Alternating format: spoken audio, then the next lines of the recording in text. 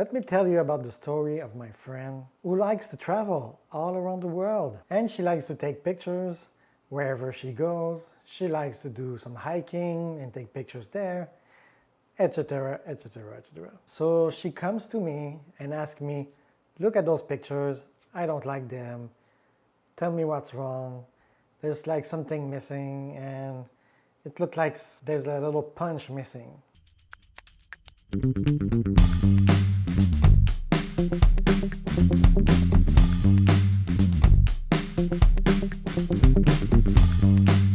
Hey everyone, Alex here, and today we're gonna look how to take better pictures when you go in vacation or here.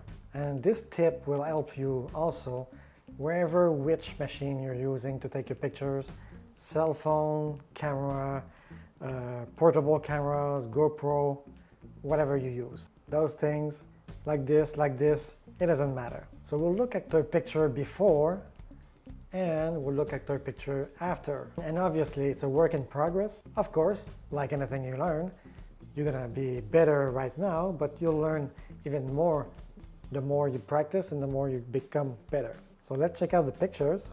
So first picture. So these are the before picture, before I give her any tips. And we're gonna look at this picture and see that it's pretty normal. And I won't tell you now, of course, these pictures are not retouched. I did not add any colors. She's the one who did everything. So these are 100% her pictures. Back to the picture. She kind of felt that this was pretty normal. Of course, when I look at her picture, there was pictures of everything, including people and everything, but we're gonna concentrate here on the pictures about landscape. So this is the first one, second one, third, fourth. And although that you're looking at this picture and you're like, yeah, this is actually pretty good, right? And I think this was with a portable camera that she used at the time. This was like 6 years ago. And so you're looking at a picture and you're like, it's not too bad. And we'll come back after why maybe something could be changed. So we were at 4, 5, 6. Ignore the arrow. The arrow is actually where she's gonna go. So they added that as a joke. 7, 8, 9. So let's go back to the first one. And one thing that maybe you saw that was common about all those pictures is that the horizon is pretty much in the middle, right? So here you have the horizon in the middle, and there's like a lot of things that is wasted in that picture. Those bush that are below, they're not really important. So for the picture, I would probably do something like that, right? And boom, something like that. Of course, it's better if you do it at the source when you're taking the picture instead of using, for example, Lightroom or any software to cut the pieces after. Well, I won't say never put the horizon in the middle, but I think you could put the horizon anywhere at the first third or second third of the picture, depending on what you're trying to take pictures of. So, after pictures. Let's go see the after pictures to see how she used this knowledge to have better pictures and that have a little bit more punch. Anything you can do yourself also, remember. So this is the first picture. Now there's a lot, so I'm gonna skip through them very fast. But basically you can see that she wanted to show the tents, obviously. And she respected really well the third for the horizon. The horizon is not exactly perfectly at the 1/3, but it's not in the center. So the picture has a little bit more punch. Next one, about the same thing. Now clearly when there are humans in the picture, you can see the two humans down below. You want to include sometimes some figures, some people. So we'll talk about that a little bit later. This is an example where the horizon is actually on the second third up, right?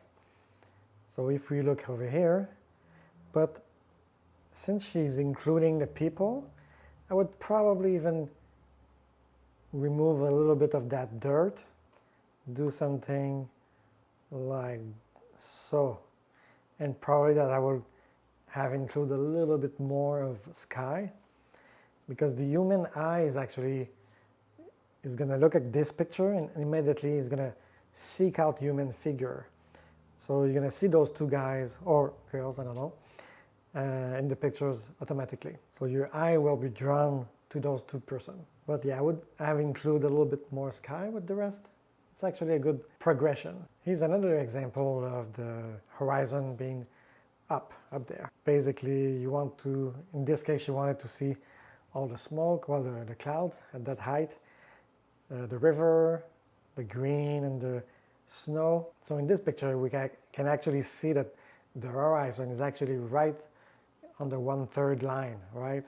So if I do something like this, we can see that it's straight on, spot on. So instead of looking at the dirt that is below or her feet, well, you have a super great picture. Let's just say that clouds are more interesting than dirt. So in this case, the horizon is there, that's perfect, and it's in the middle, right? So how could she include those people at the same time and try to push the horizon a little bit lower? Well, maybe she would have to squat a little bit or get a little bit closer to those person and squat, of course, and angle a little bit higher the camera itself. So here's another picture with actually, you can actually see clearly, and I'll show the lines, that the horizon is at the 1/3, and there's even people to the left. The first time you look at this picture, your eyes was probably drawn to the humans, and it's way better than if the horizon would be in the middle of the picture. Here's another example where the horizon is at the 1/3 up, 2/3? Yeah, we could say 2/3, because the subject is obviously the river and the fall.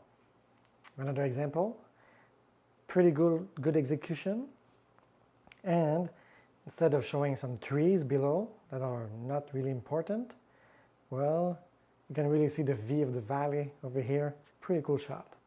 Here's a sunset, pretty much the same thing. Sunset with a light tower, can't remember the name, but basically if you look at the lines, the horizon is at the 1/3 again. So here's an example, the horizon is actually at 1/3, but because there's two pictures, there's this one, this first one, and this second one with the boats. Both are actually at 1/3, but let's say that you actually want to take the picture with the boats and that you absolutely want to have the boats in them. In this case, of course, the boats, we can clearly see that they are going forward, so you can always wait a little bit that they are in the frame. There's pictures that you want to look at and be amazed at, but there are other pictures that you maybe want to take just to document your journey. So even if every shot is not the best shot of your life, the most important thing is to actually take the shot, right? So the goal is always to take pictures in a more aware way. So yeah, you'll have to think a little bit more. For example, while you're taking the picture, and you have to think, oh, I need to aim a little bit higher or lower depending on the situation. So you'll have to think about it a little bit more instead of just taking your pictures and go away, right? So it's going to take a few seconds maybe each time to take the pictures in a more aware way, but in the end, when you're going to look back at those pictures, you're going to say, wow, those pictures are awesome compared to whatever result you had before. So that's it for this tutorial, trick, hint. Hopefully this will be helpful for you to take better landscape pictures. Hopefully guys, you liked this video. Hit the like button if you liked it. Subscribe for more, and well, go take some pictures.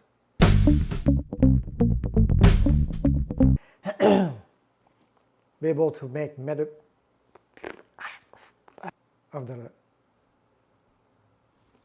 and of course